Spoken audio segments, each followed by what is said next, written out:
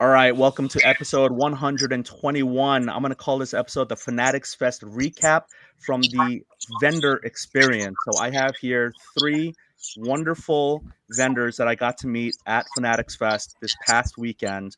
So we are recording this Thursday evening, June 26th, and I have here with me, and I'm going to have them introduce themselves, but I just wanted to say these three are wonderful people, straight up. There's a little bit of reverb from someone, but we'll try to work through it. We have here Baba from 2C Cards. We've got Ben from Ben's Card World, and we have Whiz from MF Whiz.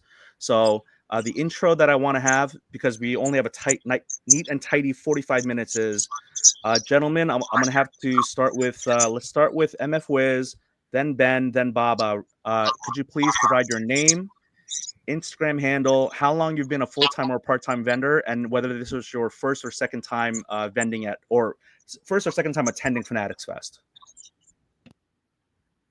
Oh, for me, this is the second time that I attended Fanatics Fest. I didn't really set up last time, and this time set up at Fanatics Fest this year. And you say speak on my experience or no? Yeah. Like, how long have you been a vendor? Oh, I've been a vendor probably like 5 years, 6 years maybe. Doing pretty much every major show in the country. Just traveling from east to west, north to south. Just looking for shows that I can go to. So I've been doing that for like 6 years, 4, 5, 6 years, Wow, full time. excellent. And your Instagram handle is mf underscore whiz, WHIZ, for folks who are listening. Yes, sir. Thank you. Awesome, thank you. Ben, to you. Yeah, I'm Ben from Ben's Car World, Pensacola, Florida. I've been I had my first shop in 1991, so I've been doing this a long time, not consistently. I've had this business since '03. This is my second Fanatics Fest we've set up at. We just really started doing shows again in the last year and a half, and they that's about it. Awesome. Before we get to Baba, if I could ask you, gentlemen, if you are not speaking, if you could just put yourself on mute. I'm still hearing that reverb in the background, and that should help. But I am going to turn it over to Baba, who should not mute himself because it's his turn. Name, I've been saying it, Baba. The Instagram handle, how long you've been a full-time or part-time vendor, and whether this was your first or second time at Fanatics Fest. Yeah. So my boys started calling me Baba, and it just kind of became a hobby name. My real name is David. Our IG is Baba underscore at 2C Cards. Apparently, somebody else had at 2C Cards, so I had to throw the Baba in there. Um, Second Fanatics Fest, and been vending. I think it's probably approaching 3 years now. Awesome. So let me stay with Baba for a little bit. So the first time you went to Fanatics Fest last year, did you go? Were you a vendor then, or were you just a walking public? Yeah, we set up last year too. Okay, so um, Baba two times, but both times vending. Ben two times vending, and then Wiz last year. So we've all been there. So Wiz went last year as a walker, and then this year as a vendor. So all four of us have been there both years. So that's a great place to be. That's our commonality. Baba, I guess let me just ask you, comparing the first and the second shows, and then I'm gonna go to the other two gentlemen. And you mean just like the show in general? My impressions? I mean, yeah. So it's a very broad question. So maybe I'll kind of be a little bit better of a host and to the guests. So, what did you like compared to the like I know everyone's saying it's bigger. I mean that's like the main thing, bigger and a little bit of context. Last year it was in August, and so really there were some basketball players, but almost no NFL players, and a lot of wrestlers.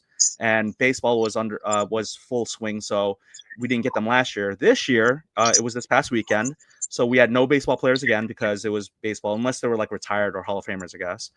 We had a lot more basketball, and we actually had half of the starting NFL quarterbacks in Fanatics Fest, which is outstanding number.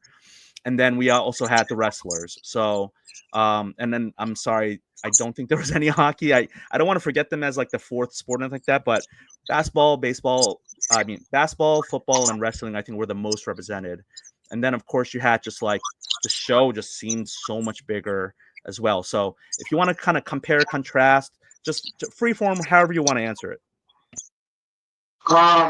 We specialize in wrestling, and so from a wrestling perspective, I think amount of wrestlers appearing was pretty comparable. Although this year there's probably a few more. I think the setup of the show, I think with the change of last year the autographs and photos were upstairs, them being downstairs opened the show, and then I really like the integration of the tables more, a little more through the show. And that's actually something I would encourage Fanatics to do next year is integrate that even more. If you get certain profiles, like we don't only sell wrestling, but we certainly specialize in it. Having, I would have loved to have been really close to the wrestling stuff. And I think that that's something they could, potentially work on, especially, some dealers have some specialization and, there's a lot of things represented. Getting those dealers kind of closer to where that action is, I think makes a whole lot of sense, especially when you're trying to grow the hobby. Because I think some people who wouldn't have otherwise looked at cards, maybe they didn't necessarily venture, but if it's right next to where you're going to go participate in the stuff, it's kind of hard not to look at it. So but the integration of the dealers was certainly, I think, much better. From that perspective, the show felt last year we were kind of down almost the last row, and it felt a lot more disconnected. This time we were much more kind of in the mix. And so that was cool because like last year we got zero, I didn't see one celebrity the entire time. And this time, we certainly were much closer to the action at times. And so that was, that was super cool. The show just seemed more energized. I don't know if they release attendance numbers or any of that stuff. I haven't seen it. I don't know, but it felt busier, with the amount of stuff going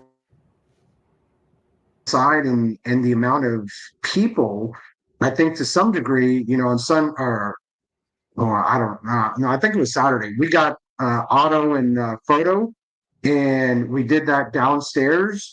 And so, like, if you didn't go downstairs, you had no idea how many people were downstairs too, and versus upstairs. So I can only imagine the total amount of people that, walked into that place is probably completely incredible. And I would assume they had many more people than they did last year. And it seemed like from the minute go on Friday, maybe there was, we were on the 2400 row. Maybe I could say there was 30-45 minute lag of time before, really started to get people, I felt like, at our table. But man, once that hit, it almost felt like I looked up and it was Sunday. And Oh yeah. it just flew by. Like it totally flew by. Most of the times that we were there. So Absolutely. I definitely think they took several great steps in the right direction. Yeah, absolutely. It's hey, New York City, the city that never sleeps, right? So I'm looking at Michael Rubin's post because I knew I saw the number somewhere. So in his Instagram post, he says, thank you. He says, we are nothing without the incredible fans who drive the sports community.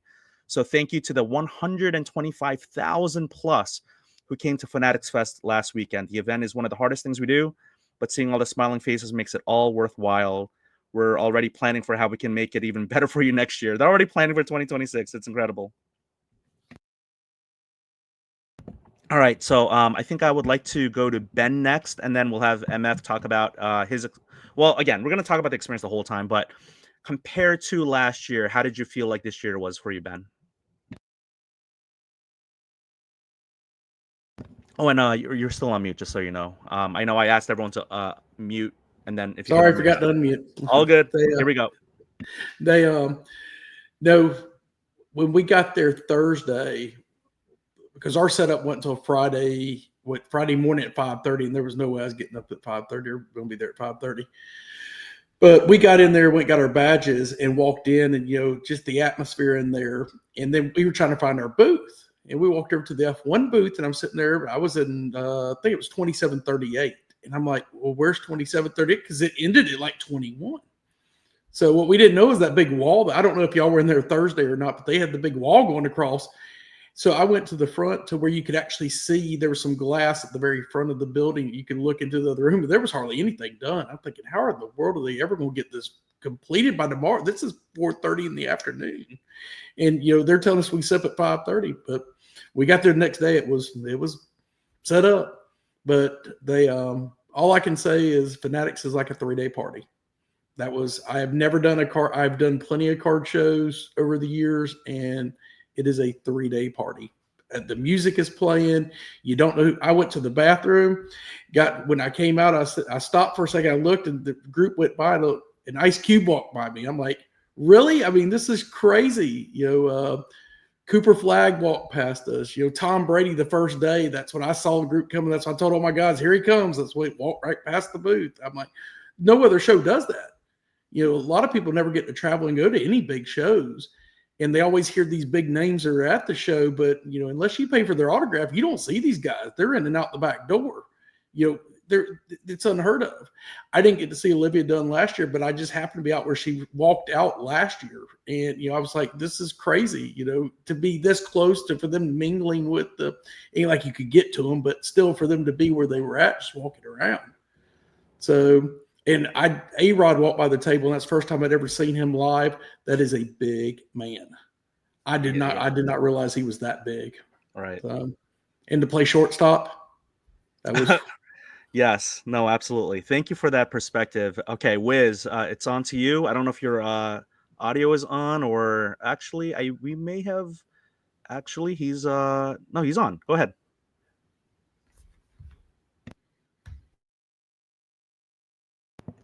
MF, if he's not available, I think what I might do is, he just dropped. He might have a little bit of a connection issue. So while he comes on, I want to say 125. Now, I don't know if you guys are familiar with like the Texas State Fair and the Minnesota State Fair, where they have these numbers where they go, we're the biggest state fair in the country. Well, it really depends on whether you say per day or for the aggregate for the whole weekend.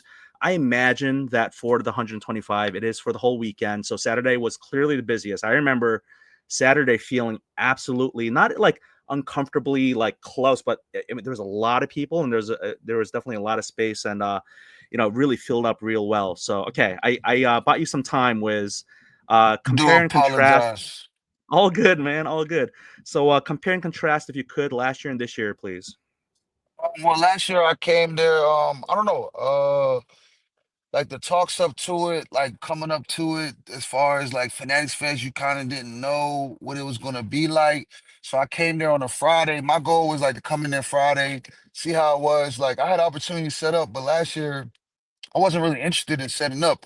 Because I kind of wanted to see how it would play out. You know what I'm saying? I wasn't sure, and then I think they were charging like $3,000 for a table, and my friends was like, "Did I want to split it?"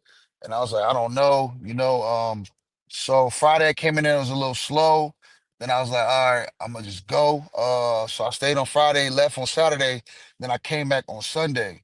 And then my guys had told me that Saturday and Sunday were really good, and Sunday was one of the better days. Like I didn't even notice that this time. Like I stayed for Sunday, and Sunday was a really good day for me also. So I don't know. I think that this year though, I do like how they added. It seemed like they added more tables, or they spaced it out, made it look like it was bigger. I feel like last year they kind of like put the card people like it was kind of like it felt like this is Fanatic Fest. Fanatics Fest. Oh yeah, by the way, we have cards too.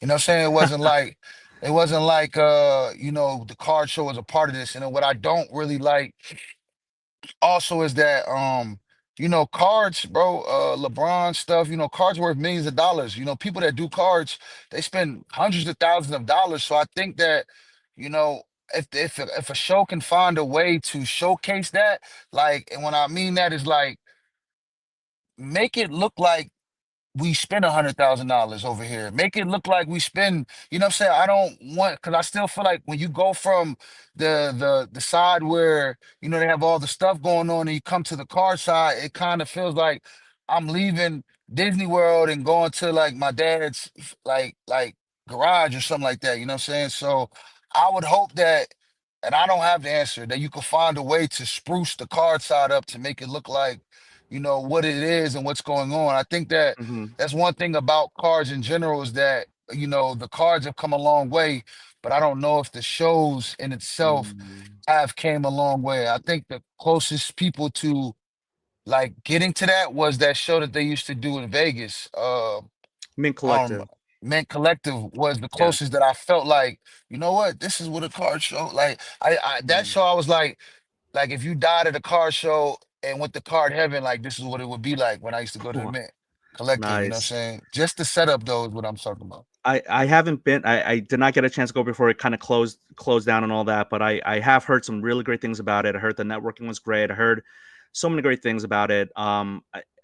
Yes, there is definitely like this older, and I don't want to say like I don't want to diss the older dealers and the circuit and all that, but you know, some people have said the National is kind of like a mashup of like the really professional, clean, sleek looking vendor tables, and then kind of like the flea market aspect, right? And so I don't even say that. I think maybe some of the older dealers may like may take that as not like a badge of pride, but they wouldn't be upset about it because they like that. That's what they're used to, right? They're used to that type of thing. So you know, there's been a lot of talk about National versus Fanatics West, and I'm not here to like downgrade one versus the other. I think there's a place for both of them, but I think that maybe some people in the public may not be able to choose one, both, so they might have to choose one from a, you know, time and money standpoint. But I really like what you said there, Wiz, and all of you. I really like what all of you had to say. So I did one question I did have from what you said. Were tables the same price this year as last year, or were they a little bit more, a little bit less? Like, because I heard that 3,000 to 3,500, and that's for like the just the vendor table, not those big booths with like, you know, We the Hobby and like ComC. Like those are tens of thousands of dollars, right? I'm just talking about for all of y'all. Well, for me, right, I think the tables were like 3,500 potentially. Um, yeah, I think that I'm not sure, you know, I split it three ways. Um, But and I forgot to mention that. I'm glad you brought that up. I do feel like that Fanatics is definitely trying to compete with the National. I do feel that aspect, and especially like now that they did it around the time that they did it, it's kind of like it leaves it fresh in your mind. So a person that goes to Fanatics Fest and then goes to the Nationals, like this is really fresh. So you'll be able to compare and contrast, like, oh, it's this. But I think that you know, we still are dealing with people that are putting things together for card people that are not particularly in the space. And when I say that, like most card people are not really interested in like autographs or IPs or stuff like that. And I don't know, like cards is his own thing. So I don't know how interested people are or even care that much that celebrities or their favorite celebrity or whoever is right there. I think that some people do, but the people that are engulfed in like cards, I don't know, like certain people would make them geek out, but it's more so nice cards is what kind of makes card Yeah, people geek out, not really the right. celebrity. No, That's my opinion absolutely. though. Right. So I'm gonna turn it to Baba, but before I do, I wanted to make a comment. Wiz, if you could go on mute just for a little bit, please, for the reverb. I'm Thank. already on mute. No, I hear you. All right, I think we're good. Thank you. So, Baba, I did want to ask you when it comes to the, you know, when you were saying, hey, can we potentially, you know, you like the idea of certain sports being in certain tables kind of being connected to like the activations, right? Those league activations. I really thought about this idea, and I don't know if I mean, if you all agree and want me to uplift it, I will. But it's just a brainstorming idea. Because when you were talking, I really liked that idea about, is there maybe a way? And again, not everyone likes cards, like Wiz just said, but what if? Could you imagine if you waited in line for getting into the WWE activation, whatever they're gonna have for next time? But they had the ring entrance and doing all that, right? But let's say, like in Disneyland or Disney World, you wait to get into the ride, you get off the ride, and once you get off the ride, you can go to the place where they see the pictures that you took, and like like you yelling like this on the roller coaster, and then there's all the tchotchkes and the toys. What if Baba's table of cards, of wrestling cards, was at the exit of that activation? Yeah, I mean, me personally, I think that part of what this show is supposed to be about is bringing all the different facets of the hobby together. So it's bringing people who don't like cards. When you're talking about growing the hobby, it isn't necessarily about getting who the people who are currently buying, cards to buy more cards. It's about getting people who aren't in the hobby into the hobby. And I think you do that by bringing together, people who like sports, period, right? And you bring those people together, and they may like sports and may not like cards, and they get exposure. And so, like for us, for wrestling is one of the it's not fully monetized yet. Nobody's buying a card going, ooh, John Cena is having his final match at the end of the year. His card is going to double in value. People are buying it because they like it. Now, over time, can that card, value grow? Yes. But I think, last year, I know specifically we sold a bunch of cards to people that had never bought a wrestling card before. And I thought, this is the point of this show, right?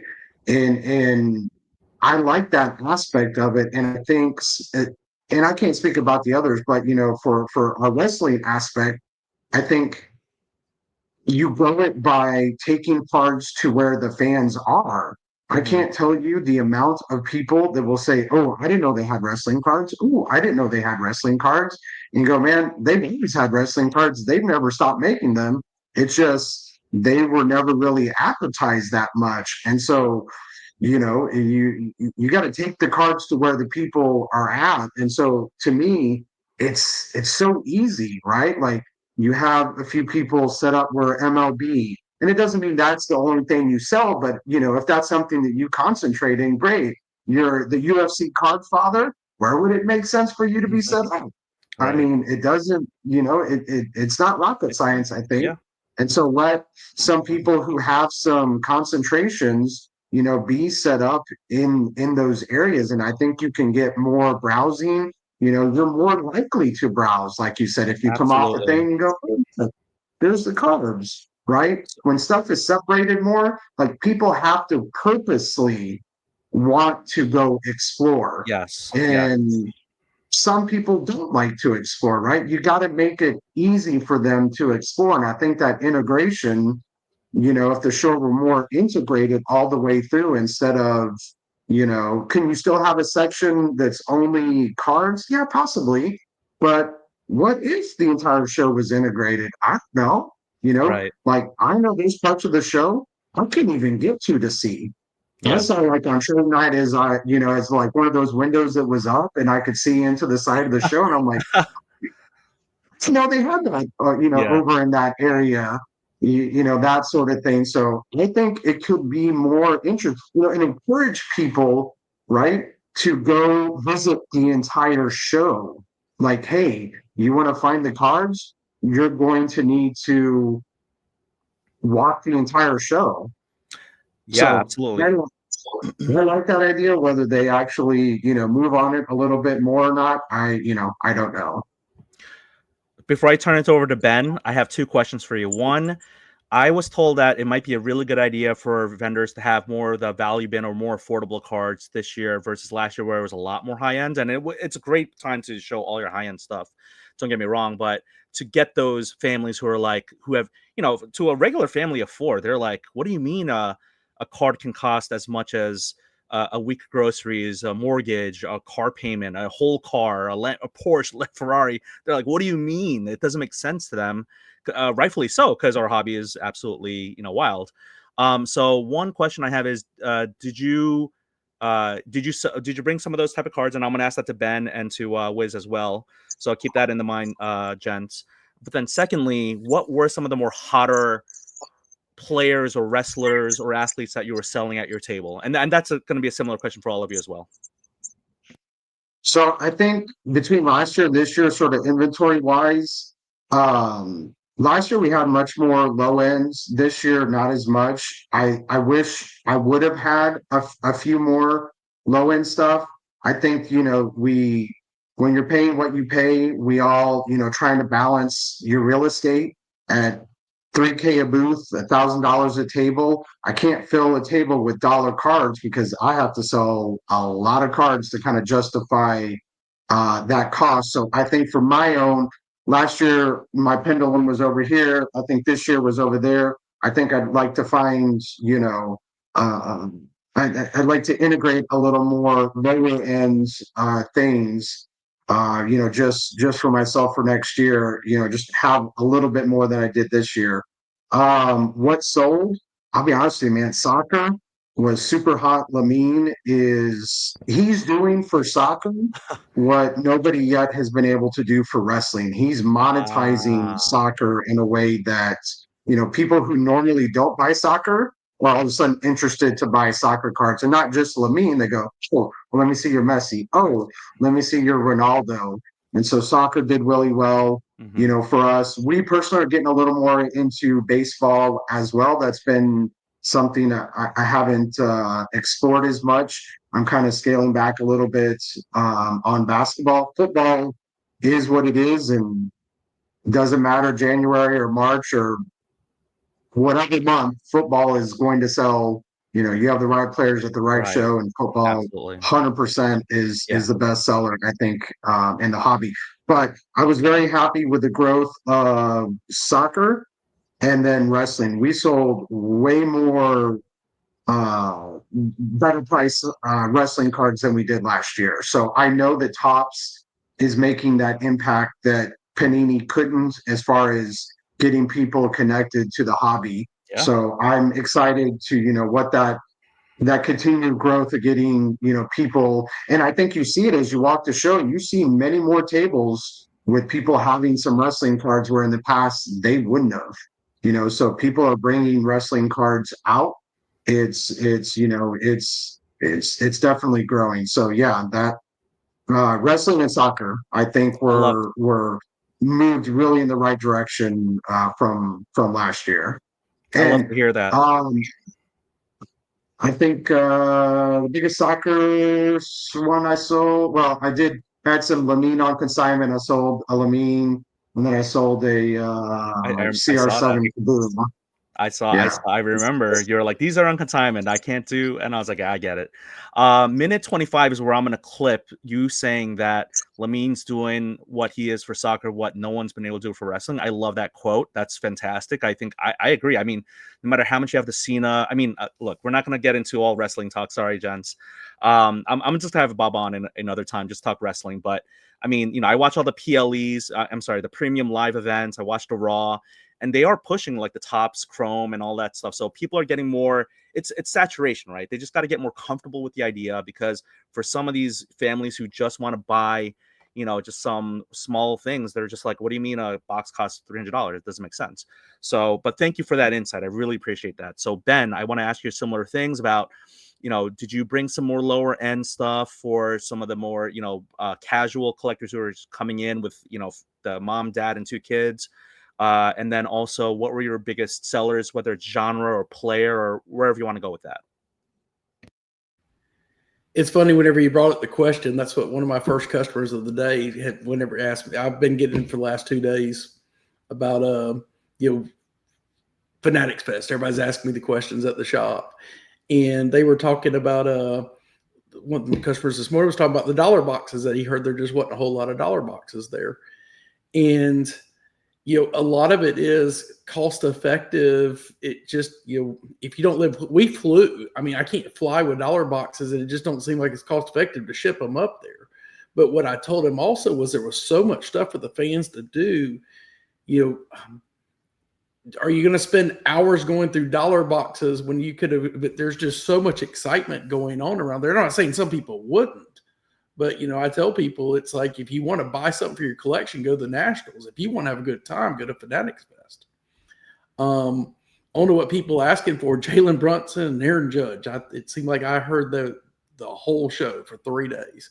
What we sold, downtown case hits, Color Blast, downtowns, kabooms, RPAs, all of our basketball. Basketball does not sell very well in Pensacola. But it actually, the last 2 shows, they pretty much wiped us out of basketball up there. Going on where people coming up and talking, and how many people we talked to that didn't collect cards, but had just come to the show for that. We sold a couple of big cards to people that haven't collected cards in years just because they thought the card was cool. Their friend had brought them. So I like what's going on there. Just it being in New York, it's so expensive. Between room, hotels. Now, I guess I tell people you can make it cheap. You can stay in New Jersey and take the train in every morning. We actually had one guy come up to our booth, I believe it was Saturday, and he'd taken the train in from D.C., and he was going to the show and then taking the train right back. What is it, about a 4-hour train ride, I believe? Yeah, from D.C. to. Yes. And that's where I'm from. Yep. That's the one where we're at here in Pensacola, in the area where, public transportation is just not a thing. Up there it is. Mm-hmm. I talked to several people at the National in Atlantic City that took the train over from Philly, took the train in from New York for just a day, and then come back. Just where we're at down here, and even like Atlanta's the biggest city. Well, New Orleans and Atlanta, the public transportation is just not where you just jump on for the day and do that. I love that. So okay, so 2 things before we go to Whiz. You make such a good point about how it just may not be so cost effective to ship dollar bin boxes to do that. And even if you did, there's so much to do. It's great that people want that type of stuff, but also like who has the time, right? I've dollar bin dived all the time, and it just takes a lot of time, right? So and I really like what you said around minute 29 about the difference between Fanatics and National, but I'm not going to get in trouble. I'm not going to clip that. Not that you said anything bad, but it was like a very good, soundbite about, if you want to have a good time, like.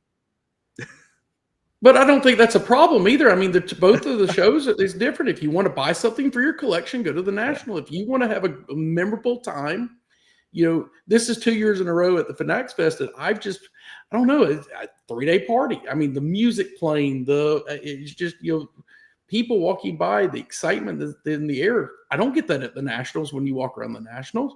Now I get to see some cool stuff. There's way more vendors and stuff. But, after you've been to the National 5 years in a row, that's where it's kind of like the same booth. That's like, man, I saw this guy's booth last year, and I saw it the same booth the year before and the year before that. Okay. Now, I will say one more thing. Yeah. One more thing with I'd watched another video earlier this morning too about, and he brought it to the vintage, and it was shocking. There was hardly no vintage there. And the one booth that was in the back, and I don't know whose booth that was. He had a lot of nice stuff, but I noticed there was nobody there. Everybody was at the modern stuff. I don't know the name of the gentleman either, but I remember what you're talking about. He had some really nice stuff. Yeah, and I was like, 1% was vintage. I mean, no one could say it was 0%. It was definitely like 1 or 2%, but it was a small amount. But yes, I guess 0.5%. If there's 200 tables and there's one vintage guy, then that's and there could have been more. That was just the only one I saw. He had some really nice stuff. So monster stuff. I saw apparently someone had like Jordan. Well, I don't want to say it out of I can't say it for sure, but someone had a very unique, like almost like a Michael Jordan birth certificate or something insane that I saw. But I was just astounded. But yes, I will clip that then, what you said, Ben, and I will uplift it and shine it up on Instagram, because I really do like what you said. As someone who's been to many Nationals and been to both Fanatics Fest, for you to say what you said, it's it's from the word of experience. So that's I really appreciate you saying that. So Wiz, I'm gonna come to you now. Similar questions about I see. Here's the thing. I know Wiz enough to know that I don't think he's touched a dollar card in the last 3 years. No, I'm just kidding. No, but this Wiz just deals with the most monster cards. Every time I see one of his Instagram story sales, I'm like, one day, I'm gonna make a deal with Nah, Wiz. I made a deal with Ben, and I can do all that. I just can't. I mean, Wiz's cards are just insane. And so, nah. what sold, and like talk about the vending experience, please. No, that's what I was gonna say. For us, I know, believe it or not, I actually had a vintage card. I actually moved that. I had a Satchel Page. I wasn't a rookie or nothing like that, but I actually moved that there. And then, like you said, though, we more so have like bigger pieces. So it's like we'll do trades. I did trades. I moved the LeBron Exquisite in trade. I was looking to move a Steph Curry Topps Chrome Refractor, the '09 2010. The I didn't rookie. get the chance. Oh my Yeah, god. I didn't get a chance to move that. That was a BGS 9.5. But I mean, it definitely had a lot of looks, man. Meeting young kids, always love, buying their cards or trying to, bargain with them. I did that on Sunday. And then, just meeting the people, man, for sure, the conversations. I think I traded something else. It was definitely Sunday for me was a great day. Then I went to Ross Trade Night, at Staple. I bought a shirt, that was cool. And like I said, I think my guys that were with me, man, they did a few things. He picked up an Asor Deca 101. I think he moved in Asor Flawless one. Like, so it was things moving in and out. It was people there.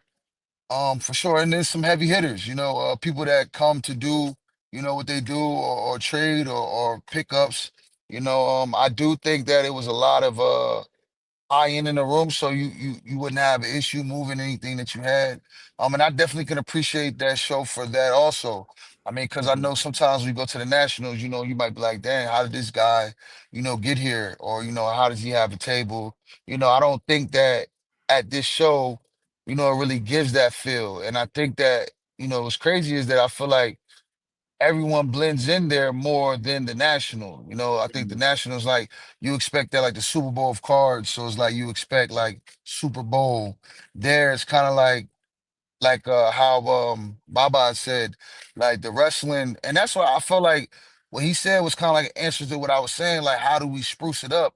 And I think like putting wrestling, like concentrated people in that space would give them a better like aesthetic. They would look like they fit Mhm. into there, what I'm saying, versus just a whole setup full of, just tables with cards on them. So I do kind of like that.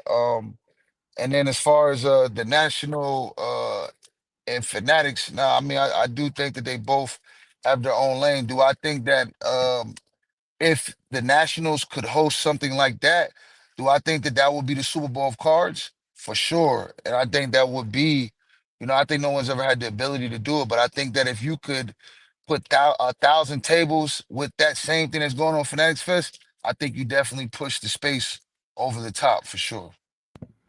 I love that. I love that. And we're talking about these big cards. I actually just kind of want to get a thumbs up, a thumbs down. Did any three of you get to see the Museum of Greatness in the near the autograph area? Down for Wiz, down for Baba, and yes for Ben. Okay, so I want to talk to Ben I a got to little bit see about half of it.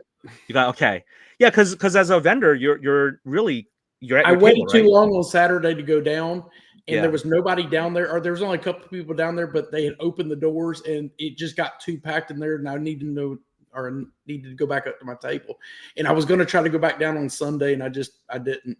It was absolutely I mean, when we talk elevated, like cards, like art, museum pieces, the lighting, the plexiglass, the security guards. I mean, over $200 million worth of cards and collectibles, like all of Brady's jersey, game used Super Bowl jerseys, almost the entire green PMG, not even red, the green PMGs. Just the most insane cards I've seen in my life, all in one place. It was just absolutely fabulous. So I did want to ask though, so uh, I got to give shout out to Wiz. He just went off camera. I think he may still be here. Basically saying the name Roth, right? I mean, I think, I hope all of you did really well, and I hope a lot of people did well and had a great time. But man, when we think about who won the weekend, like, I mean, each of you, I know Ben wasn't there, but his employees were, but Baba and Whiz and Ben, some of your employees were in that reel that I made for the one word to describe the Roth sale of the Jaden Daniels Black Finite rookie card 1/1 to Josh Harris, the owner of the Commanders. And I mean, let's. I know Wiz may know a little bit more because he said he went to Roth's trade night, which was before that card. But I do want to ask. Actually, let me ask him real quick, and then I'm gonna go to Baba. But Wiz, did Roth show that card at his trade night? I think it was like what, Wednesday night or Thursday night? Nah, it was Friday night, I believe. But no, he Okay. didn't put out any cards, honestly. He just was Okay. hosting it up for sure. Hosting. Okay, so he was playing host, so he wasn't showing his cards. He wasn't doing trade, and he just wanted to make sure everyone's having a good time. For sure. He was probably in a usual happy, good mood, Roth, positive energy, and all that. I mean, this is like literally the day before that happens, and you were just kicking it. Like he was just normal, right? I mean, things were just totally. I think he's still normal though. Yeah, he's He's still still normal normal, today. yeah. Well, He's no, the still reason I normal bring that today. up is, a lot of people are like, oh, it's pre-negotiated or like like the whole like scripted. But like, I feel like some people, if it was scripted, and I'm not asking any of you whether it was or not, please, believe me, please, I wouldn't do that. But I just feel like if someone knew that they were gonna have a huge sale the next day, that they would just be like nervous or kind of quiet, like not themselves because they know something in the back of their mind. At least I feel like I would be, because maybe I don't have a good poker face. But if I knew that I was going to make a $500,000 sale the next day, if I was hosting a trade night the night before, I would just be like talking to people, shaking hands, and I was like, in the back of my mind, I'd be like, oh my gosh, like tomorrow's gonna be the biggest day of my hobby life. I mean, what I would say is this: like, I wouldn't put anything past the space in this space, as a sports fan. I'm from the Philadelphia area, so I'm familiar with the owners. At one point in time, Michael Rubin and Josh Harris, they own the Sixers together, and then also some type of holding companies. So I mean, but it's a small sports world, maybe. You know, um, I'm not against, conspiracies. I guess this would be like a hobby conspiracy, what we're doing right here. And I'm not opposed to those things. I mean, what I will say is this, and this is what I do know to be true. That Josh, you know what I'm saying, super humble, humble beginnings, man. I watched him grind from, the beginning. So, whether it was pre-negotiated or happened in that moment, I think that he deserved everything that he got, you know what I'm saying? And, he put the work in to get there. So, that's one thing I will say, and I wouldn't take away from him. Um, do I feel like sometimes in this space, things seem a little, strange? Yeah, for sure. But I mean, it's space, man. You can't really prove it, so, you know, and congratulations to Josh, man, for sure. Absolutely. So when I made my YouTube video, I basically just said this might not be the right tree to bark up, because I don't see a lot there. Like, I, as someone who's called out shady stuff in the past, believe me, I think being a critical thinker is important, but I think for this particular one, from all accounts, and I've talked to numerous people about it. It just seems like this one isn't the one to kind of point the laser at and go after. So, but that's just, again, just my 2 cents as the host of this. So thank you, Wiz. And if you got to go, Wiz, totally understand. But I think I might still have these two gentlemen on until they can go. No, no, But no, it's all good. It's all okay. good. I mean, I don't have nothing to do. Okay, so Baba, I don't want to make this whole section or segment about the Jaden sale, but like, I mean, whether you have any like, I'll ask you, were you at the trade night or are you having dinner with the boys, because you travel with the boys with the vending thing, which is awesome. But like in general, I guess I imagine you think this is kind of good for the hobby too. The sale, yeah. I mean, we were at trade night. I guess we got there afterwards Oh, because I guess trade night started at 6, but I think the show didn't stop until 7. got And it. so we, I don't leave early unless like I absolutely have to. Ben made some comment about before about the shop, like, oh, I don't close. We're open 7 days a week. And I kind of feel that about our table because we've had our best day on Sundays before. And so you just never know when a sale is going to happen. So when we got to trade night, I think that had already occurred. I think it's good for the hobby? Yeah, absolutely. Right. I mean, um, now just, I don't know Josh very well. I do know who he is. We've talked a handful of times. Just seeing his reaction in that moment, and as you said, being a critical thinker, I've worked in the hospitality industry. I've been around people my entire life. I think his reaction to it was genuine. That was my impression. But as Wiz said, at the end of the day, whether it was pre-negotiated or not, I don't really think it matters because at the end of the day, the car was still sold for the price that it was sold, right?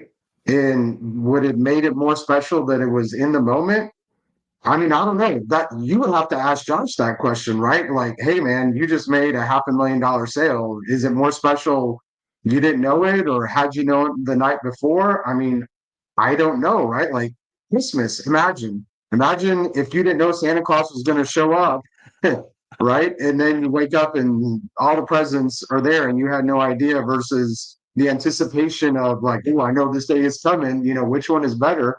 I don't know. I think it depends.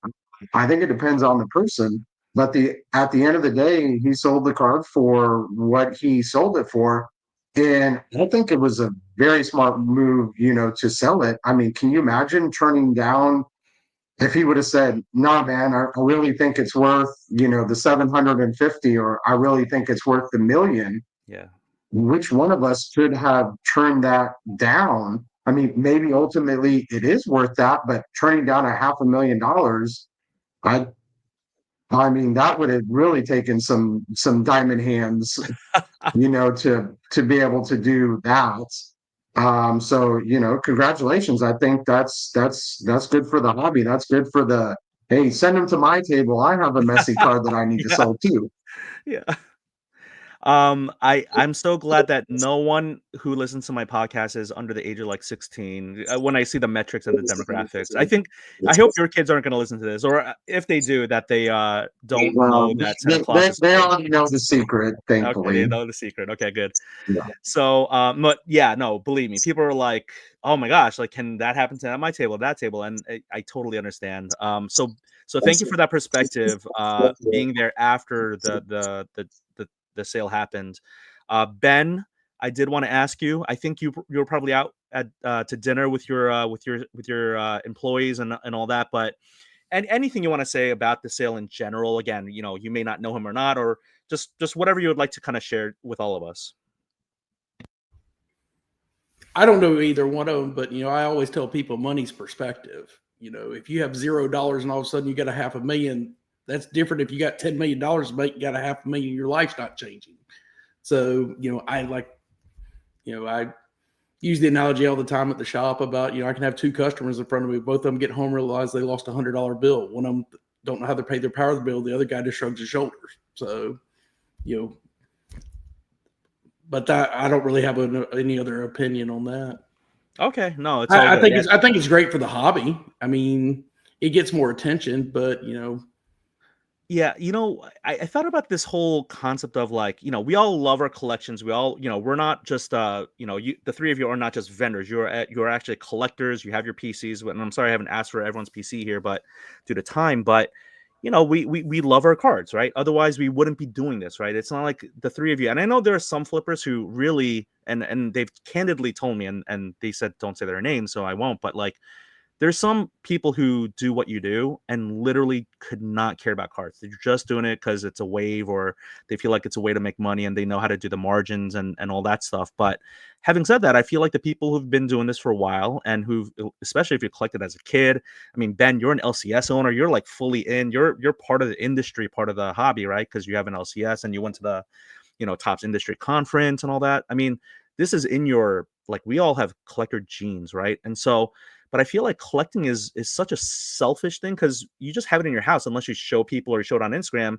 You only get to enjoy it. But with this Black Finite card, if Josh Harris, not if, but when they display that command, just 30 minutes away from where I live, like when they show that and they do like a showcase, kind of like with the Paul Skeens MLB debut patch 1 of 1, they'll be able to have the public enjoy it almost like a art piece, right? So that's kind of what I really like about it. Now, if I was a huge Jaden Daniels collector who was like a more than a millionaire, I guess, but not a billionaire, but someone who has a lot of money to put into a card, like, yeah, I totally would be upset that this billionaire where $500,000 is like sofa change, just came in and swooped this card. But again, like, I mean, that's I think it's how could it not be good for the hobby is my question. So, um, no, but thank you all for your perspectives. I know some of you have to go, and I don't want to just if you have to, just if you want to say a final word or two. Wiz, you're good? Baba, you're good? I know the two of you are like, I don't know, we might have to cut it close.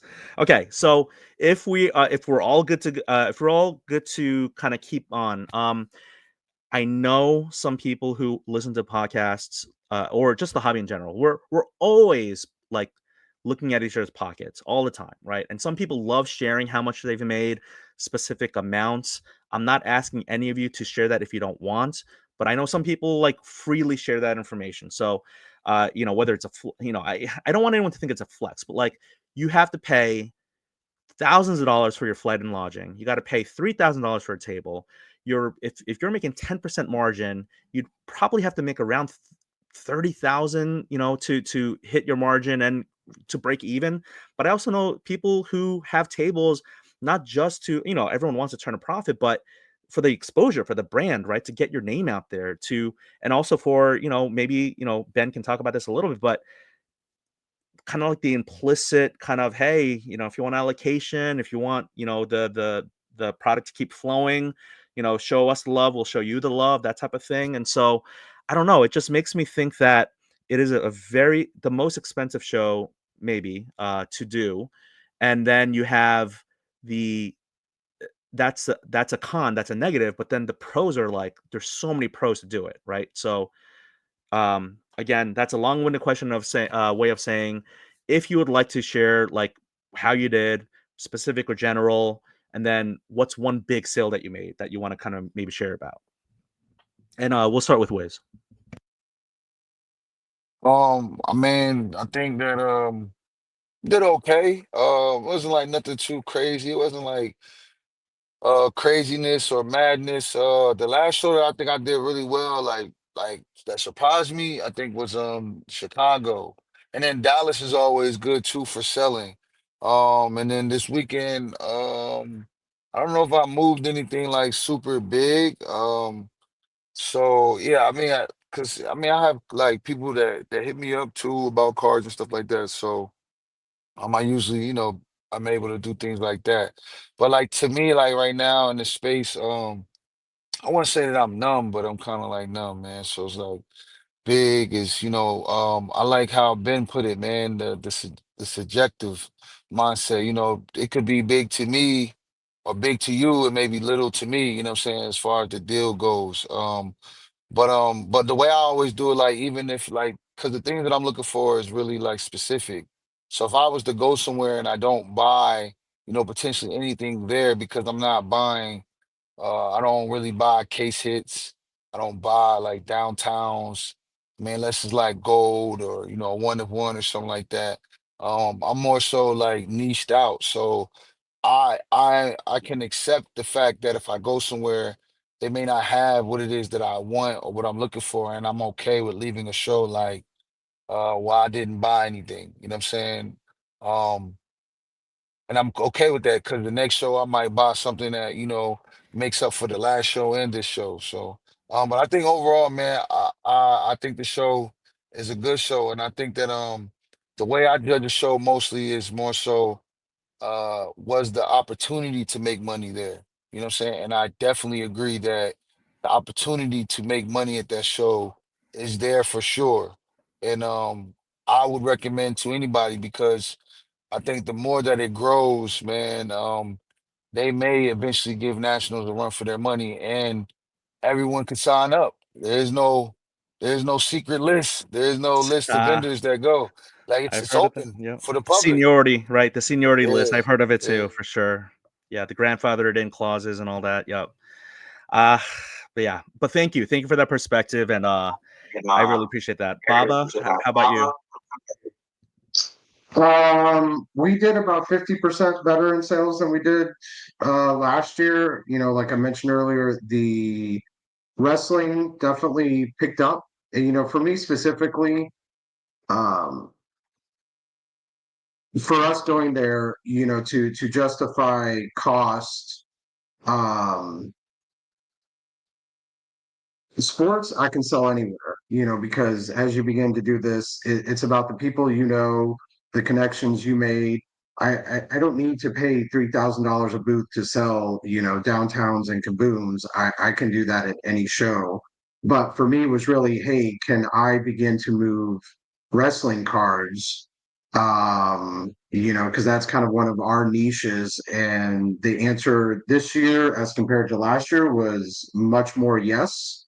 And so I personally was happy about that, because I think that's, for me, was the biggest question going in, whether, hey, I want to do this next year to justify the cost. I want to see how wrestling does. And if we wouldn't have done as well in wrestling, I don't think I could have justified, not just, as everybody has said, it's not just the table cost, it's all the other costs associated, right? The hotels, the transportation, food, everything. It is much more than a normal show. And so for me, the response leaving this year was like, yeah, I'm excited to see what it does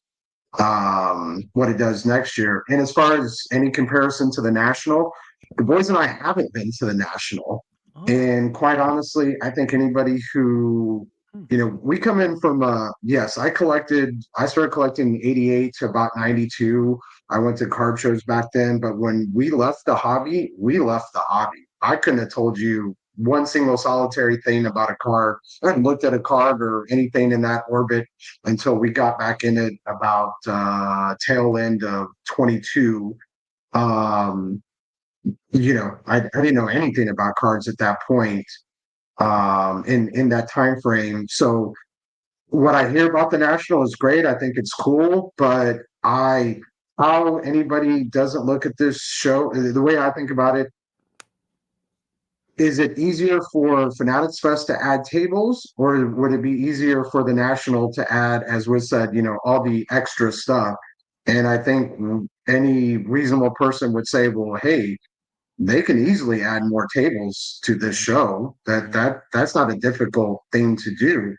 But could you get the national to replicate all the non-card stuff? Absolutely not.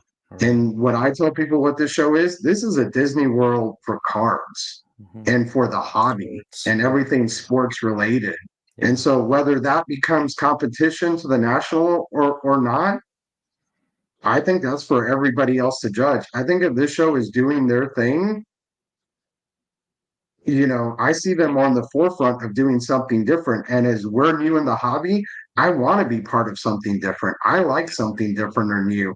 I don't want to go to a card shop that looks like the same card shop that I visited in 1988, quite frankly. And so much of this hobby is built upon doing the same thing, that you've always done, and people having the same thing replicated. And so new and innovation, I think that's more interesting. And I think for younger generation, that'll be more interesting. So in my, I was set that we were going to go to the national this year. Now, after leaving the show, I don't know. I don't know if I feel the need to have to go to the national, because, as people said, like, I think if I added my name to the wait list of the national, I think they would write it like that. Okay, yeah, we got you, buddy.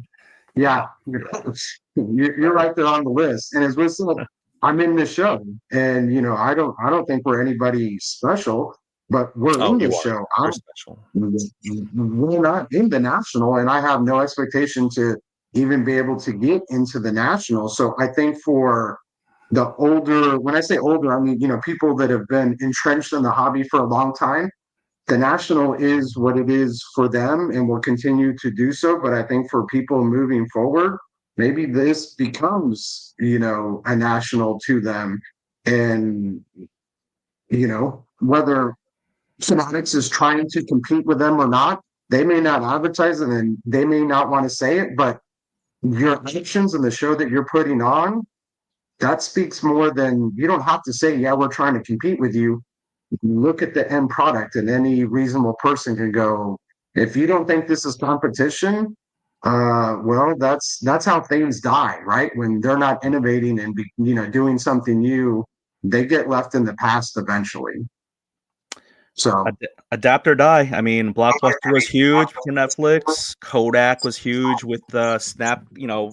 I know. I think MF might be the youngest out of the four of us, but you kind of do that thing where. Anyway, I mean, we went to the public library, and inside the public library in New York, Clark could not get away from the little. They had a phone booth, oh my like gosh! a little Wow. phone booth, and Yes. he picked up a payphone. That kid had, I mean, he thought it was like the coolest thing, but yeah, payphones were a thing that we First all time in his lived with, life. right? Yeah. Of a certain age bracket, those things are not in existence anymore. And so Totally. anything that's relevant at one point, if it doesn't continue to evolve, can become irrelevant at some point. Absolutely. And then I wanted to Go ahead, say Wiz. one more thing. Yeah. What made me with the even the comparison, because when I started seeing people were at Fanatics Fest like on Thursday, or it's trade nights on Wednesday, like Bleecker did trade nights the whole week. I was looking, I'm like, well, this is becoming like a weekly event, something similar to the national. And then, I mean, it actually gives the space to me, like, because so many politics. Last year I had a table at nationals with my local hobby shop, and then a guy on the board, and not to get into it, but he's like, I know that guy, he's not helping, my local hobby shop, you know what I'm saying? Um, but what I will say is that even the experience, like when Ben had mentioned, he touched on the experience, he want to go to national. Like for me, this was like a highlight for, I just want to share my experience. Sure. Highlight for me though, like so Spike Lee was selling clothing, inside the Mitchell and Ness store, which was like a bodega, you know what I'm saying? And there's a store called Bodega that is very similar. So um I'm at the table, my boy, he's there for the experience. And he shoots me a text like, yo, I think you should come here. You need to see this. So I go, and it's a shirt, and Spike Lee had signed it, but it's up there, you know what I mean? And it's like regular retail price. And the guy at the counter is like, yeah, Spike Lee came in here last night because he's a fanatic of fans, you know what I'm saying? And he said he signed 10 shirts, and then this is the last one left.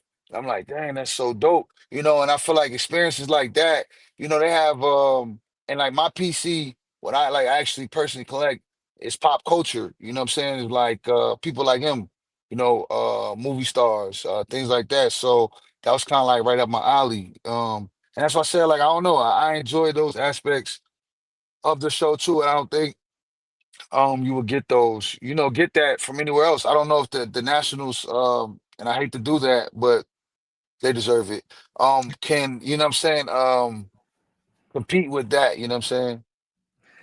Man, all right. I'm not I thank you for the perspectives, and man, I don't want to turn into East Coast West Coast rap battles, but I'm telling you, like, the standard has been set. I mean, there's an expectation. People are hungry. People want, I mean, again, not everyone wants news. Some people just I want do the. have something I want to add.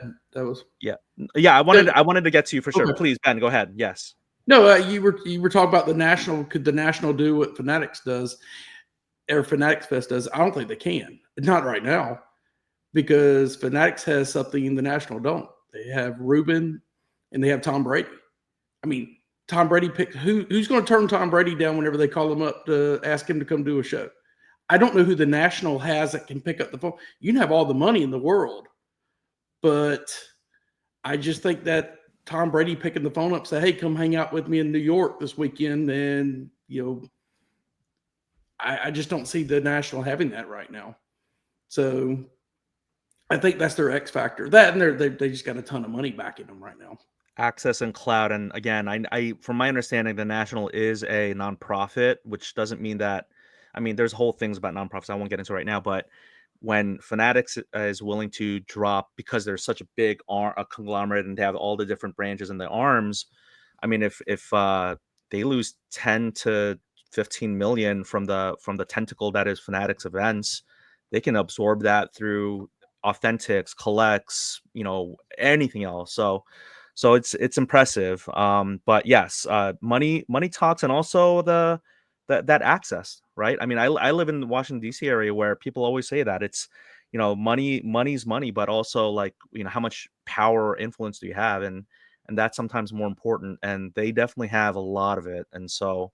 But kudos for them to not just talk the talk, but they actually walk the walk with this event, and it seems like all of you had a great time. And you are special, Baba, with you and your two boys. Great seeing them. Ben, your employees are awesome. Whiz, I hope to see you again real soon at either the National or Culture Collision. And I gotta, I've made deals with Baba and Ben. I can't afford Wiz's cards.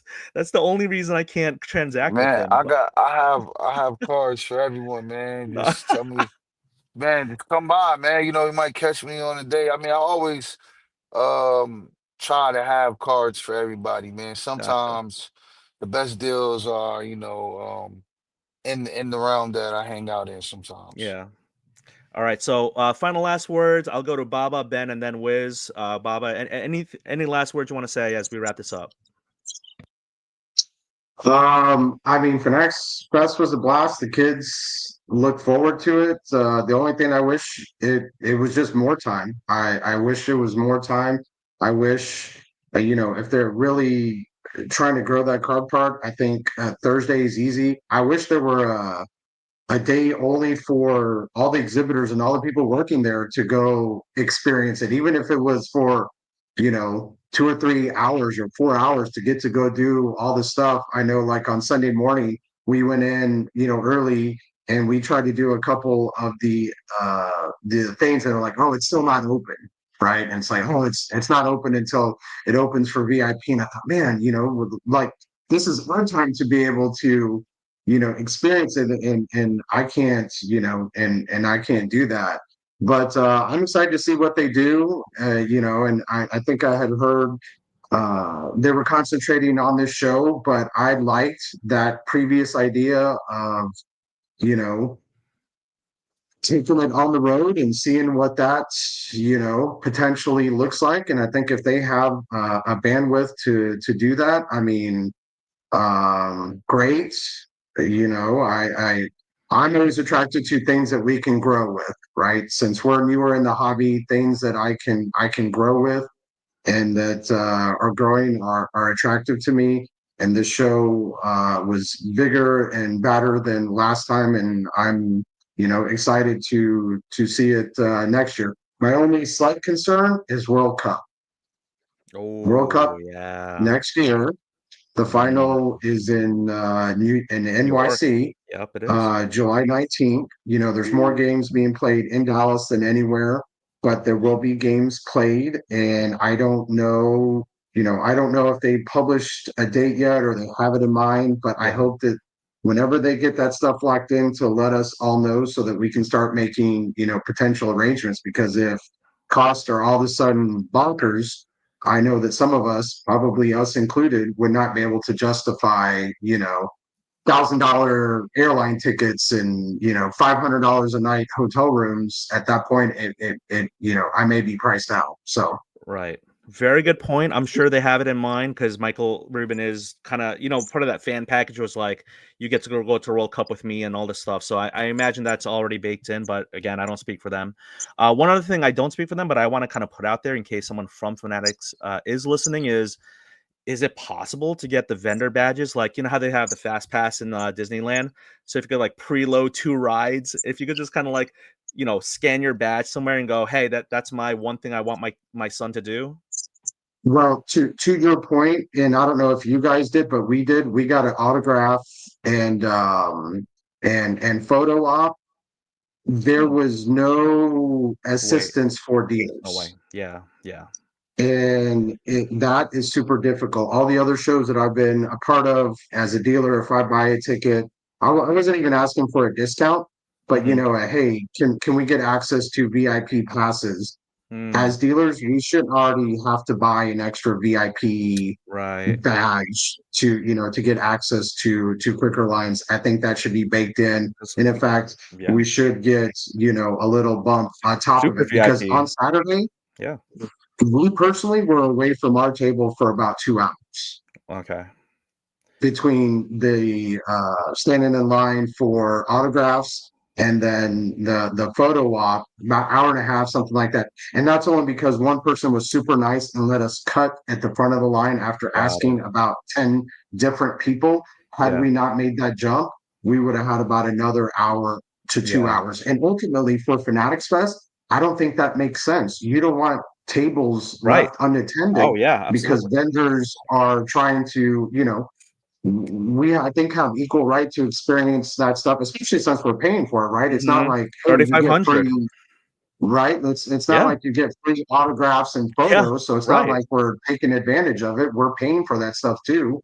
That it doesn't make sense to have a bunch of tables left unattended as we're stuck in normal lines, to pick that stuff up. So I've already made my voice heard to Drew and them about that, and that's something that I'm still ringing that bell to them. That seems like an easy fix on their part to help take care of us. So absolutely no promises, as I'm not on their payroll, but I love that idea. And if I could uplift something for the vendors, and that's seems like an easy lift, I'll definitely amplify that for you. So thank you so much, Baba.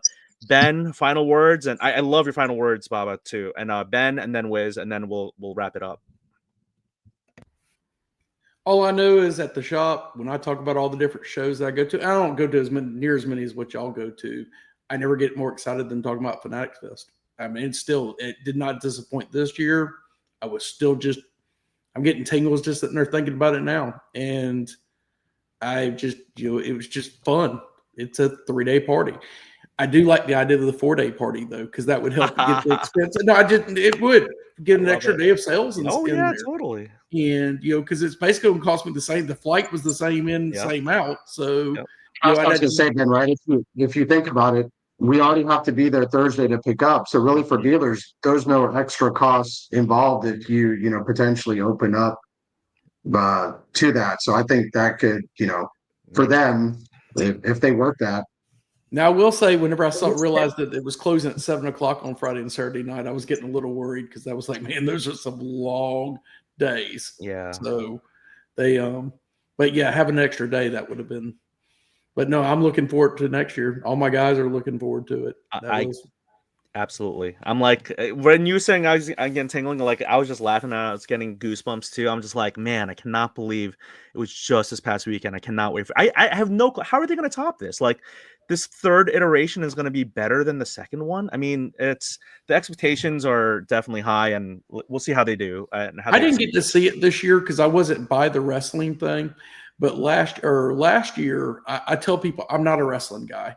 Mm-hmm. But on Sunday last year, that you had all those wrestling fans that were outside the wrestling red carpet, and they were all chanting. And I mean, it was just like I was so hyped up, and I'm not even into wrestling. I'm like, how cool is this to be a 12-year-old to sit there going through with the video screens going off and people are yelling, and it just, I'm like, that is, where else do you get that at? I don't know. I can't tell you. It's not the National.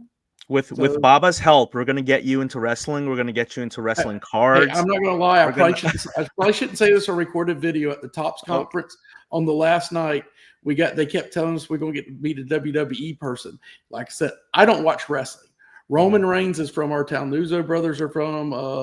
That's Rikishi's from. Let's go. That's another one I can talk to you about later. I sat there and talked to Rikishi for 15 minutes and didn't realize who I was talking to.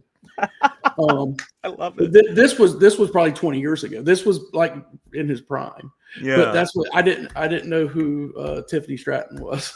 Oh, Tiffany. But everybody else was really excited, so I knew I wanted to go time. I wanted to go get a picture with her. So I had many customers that were excited I got to meet her.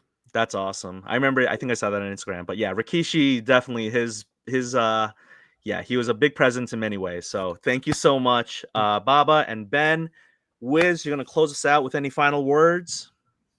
What I will say is that I don't know, even people that what I will say, like the awareness to the space is there. I think like my cousins, I went to visit my family in Philadelphia after the show. So I was so close. I did it the old fashioned way. I used to actually when I lived in New Jersey, my girlfriend used to stay in New York. So I used to take the train. So when I left there, I went to Madison Square Garden and I hopped on a train to Jersey. And it's crazy, like I haven't done it in so long. It was like nostalgic. But what I will say is like my cousin who doesn't even do cards, he's just a sports person. Like when I came to his house, he was like, "Man, you was at the Fanatics event? Yeah, Fanatics this, Fanatics that." You know what I'm saying? And I'm telling you, like he doesn't even know when the national is. You ask him like, "What's the dates of the national?" Like, what is that? You know what I'm saying? So whatever they're doing or whatever they're putting in the water, is working. People are aware of what's going on in the space, and then even the big numbers on the cards. Like my cousin, he knew about the guy that had the card that he sold to Tom Brady. And it was super dope, and it was crazy. So after that happens, he's like, "What's the most expensive card you got?" And I'm like, I'm like, man, you don't even want to know the answer to that, but what I'm saying? It's just like, but it's super dope. I can share these experiences with my family also, because it's becoming, a mainstream thing again. And then what I do think that it's a great thing, man. And I will say that, if you can't get a table at the Nationals or get in there, man, I think that, you have an opportunity here. It may cost you a little bit more, but I do think you have an opportunity here to be a part of something that will be, just as great, if not better. Um, and I think that the Nationals don't get it wrong though. The Nationals does have a lot of celebrities, but the difference is like, those are like Hall of Famers, Exactly. and it's really hard to Older. even here you don't mingle, but nobody gets you as close to the fans Right. as Exactly. this Yep. this is this event. And then like the Nationals, most of those dudes, they don't even really want to talk to their fans at the National. Yeah. That's what I hear. That's what I hear. Like you see them, I they're like, know. I don't want to talk to you. But yeah, man, I think all together, man, what I would hope is that maybe they listen to the card people, whatever advice they may have for them and truly consider it. And I think, they try to continue to make that show the best show on ice. You know what I'm saying? Yeah. Yeah. Awesome. What a way to end it. Yeah, I think for some of the athletes it's like a paycheck, and for, Gronk to be hitting trying to hit a puck into a washer dryer. I mean, they got competitive and they're having fun. I show speeds there, and Kai Sanet and all this stuff, and the guy who does this, who's the guy, football, oh my gosh, I shouldn't end on this by drawing a blank. Sketch is his name, where he kind of does this and like, what's up, brother, and all that stuff. So anyway, people really enjoyed all of that, and the wrestling. I mean, again, last year it was in August, and that's why they couldn't get everyone. This time they just really went full force, and thank you to the three of you for just sharing your experiences. Really, really a lot of commonalities and some differences, but for the most part, everyone had a good time. Everyone was safe.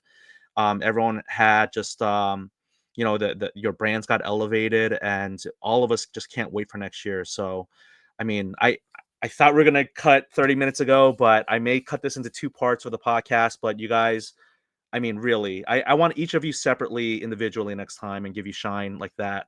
But for coming tonight, thank you to each and every one of you, and thank you to all of you who are listening. Take care, everyone.